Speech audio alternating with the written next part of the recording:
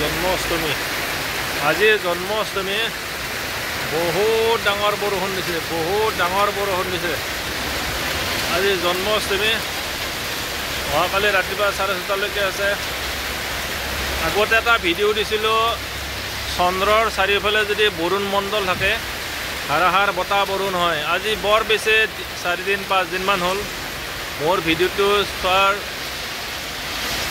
আগতে এনেকুৱা ভিডিঅ' দিছিলোঁ যে চন্দ্ৰৰ চাৰিওফালে যদি বৰুণ মণ্ডল হয়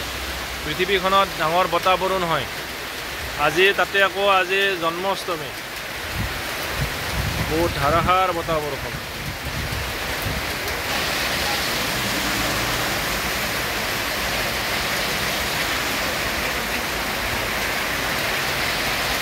পানী কেনেকৈ গৈছে চাওক পানী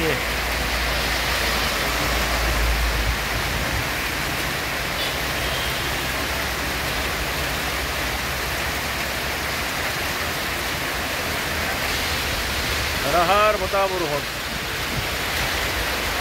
বহুত ডাঙৰ বৰষুণ দিছে